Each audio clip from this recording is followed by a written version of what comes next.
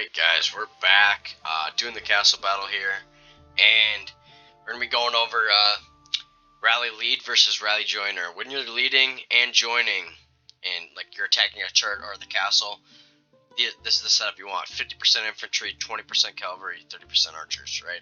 You can do like 25 here and 25 here, but having a good amount of infantry is always a smart move. Alright, so we're going to rally this. And as soon as you guys start this out, what you want to be doing is, being a rally lead is like the pay to plays, right?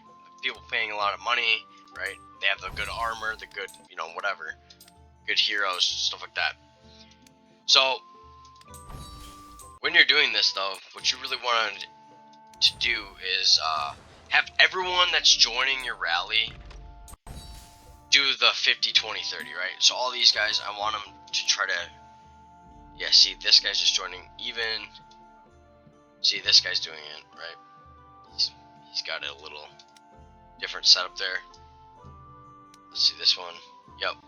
So, you want all your guys joining like that, right? And then that way, when you crash into the thing, the overall rally has that same troop dispersion, right? Everyone's got 50% infantry, so then the actual rally is 50% infantry, 20% cavalry, and 30% archers. So when you hit something like a tower, right, you just slam right into it and then you just take it, because everyone has the same thing. When you just do 33, 33, 33, that's good because then they're all even, but at the same time, it's actually less power than this 50, 20, 30. And then as soon as you would take one of these turrets, guys, right? So as soon as you take one of these turrets, what you want to do is do Gordon, right? So swap to your Gordon and do a 60% infantry and 40% cavalry, right? And 0% archers, okay? And we've found that this works really good. You can even do a 50-50, and that also works pretty good. Some of my guys were saying if you just do 100% cavalry, it's also like really good, and that for some reason like your cavalry won't die and stuff like that. So that's another thing that you guys could kind of try, is apparently 100% cavalry is like good. I don't know why, but they were saying that they just don't die and stuff. So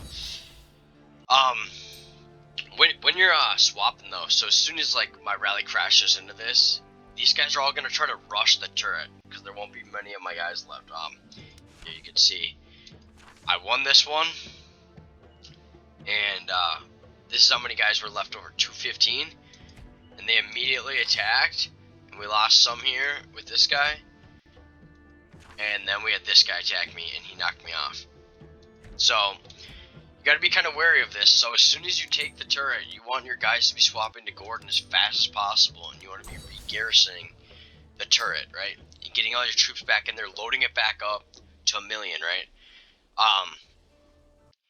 We're gonna see here that when this rally lands here that I've been doing, when this lands, this guy's probably gonna they're just all gonna immediately attack it, and they're probably gonna take it back because we're all the way over here. So unless people are gemming like to get their troops speed up, I don't think that we're gonna be able to make it there in time. So another thing is, for everyone, you guys wanna, when you're trying to take like castles and these buildings that seem like out of reach, right? Like they have better,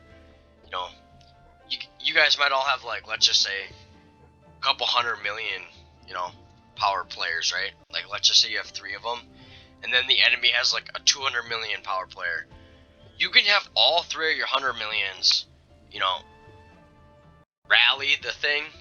So you check the distance by, clicking attack, and there'll be a little timer down in the corner. It'll say how long your march time is. You guys should time the attacks until there's like a second or 2 breaks in between. Just try to make it like, so you guys all need to check, so then and then rally accordingly so that the rallies line up. So they're a second or 2 off, maybe 3 seconds. Try to keep them under 5 seconds so the enemies cannot reinforce. And then that 200 million guy will get slammed by all 3 of your 100 millions at the exact same time, giving them no time to heal, no time to reinforce, nothing. So that works really well in defeating big, powerful players. But at the same time, if they're like, you know, if they spent 20 grand or something, like, it's pretty hard to knock them off still. So that's just another thing, is you guys need to be timing your rallies if you're smaller. And then as a rally joiner, what you want is, you guys want to be getting to True Gold 1 troops at least for your lines around my time. In the beginning, it will be T10, right? Tier 10 troops. That will be like the best of the best, right? But eventually, everyone's gonna get True Gold, and then when guys get to True Gold 3, you at least want to get to True Gold 1, okay? So that you can be helpful. True Gold 3 is good. If you can get there, that's sweet. Once your troops actually get to True Gold 3, I don't know if you guys have noticed, but is that rally about it? Yeah, it's about to hit. Alright, let's see.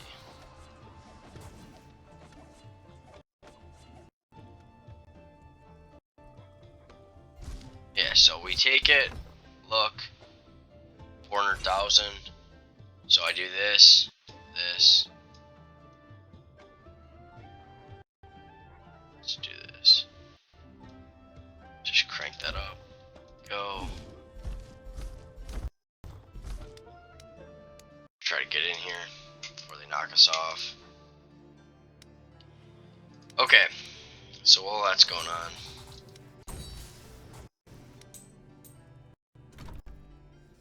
sweet. Okay, we're loaded back up. Alright. So while that's going on, yeah, so you guys might have noticed these True Gold 3 troops and stuff. That once they get here, they get this last ability here, right? So you guys will all have these ones, right? But once you get this last one, it's pretty good, right? So an arrow forged with True Gold, they fly straighter with a 20% chance to deal 50% extra damage. So super good there. It's only a 20% chance, but the chance is still there, obviously.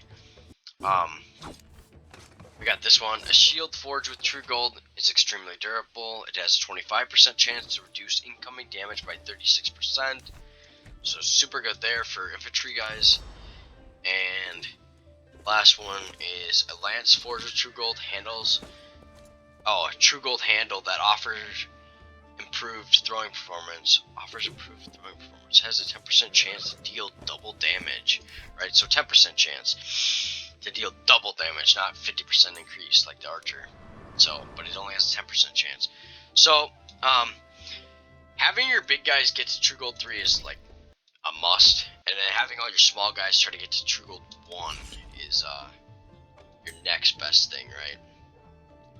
So sometimes I just do this, guys. I'll just do that. So it's like guaranteed like a 2-to-1 ratio on the infantry. I always take away the heroes just in case, like, some guys were saying that sometimes they swap. I don't think they'd swap with these. These are my 3 best, but sometimes they say that your 3 best heroes can knock off like a worse hero in there, right? So if you're garrisoning, if you're in my garrison, right, with Gordon, let's see if any of these guys have swapped yet. Yeah, so we're missing one guy, so we'll just relieve him. Yeah, so see, now they've all swapped to Gordon, and we got a little bit of room. Looks like there's still some guys coming here, so we're at least holding down the turret. We have 71,000 injured.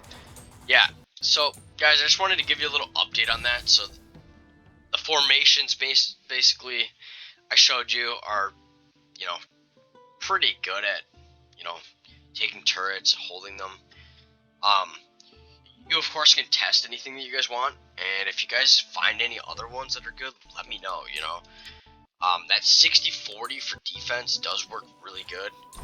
We've seen it work like in the actual KVKs with the other servers. For my server, we just load up in these shell alliances, right? So TPE and all the guys on like the in the east part of the world, in Asia and stuff, join the Wolf Clan, and then guys in like Europe and America seem like, and maybe like Turkey and stuff, seem like they've been joining SVS.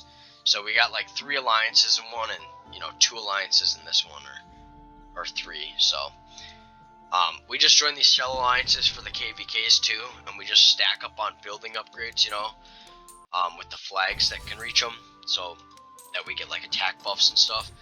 And then we fight with these alliances so that everyone can just swap in and out of the alliance from different alliances, and then they can just go back to their own alliance when they're done, and going offline and stuff. It just seems like it works really well at, gaining points and stuff, so you guys can always do this too. Obviously these alliances are gonna need to have all their tech done for battle, right? You want it at least that maxed out. You don't need territory and stuff, but having all your battle, so that's just one thing. If you make your own shell alliance to have for SVS or KVK, then you're gonna need to do the tech. So yeah, I hope you guys all have a good one, and with that, see ya.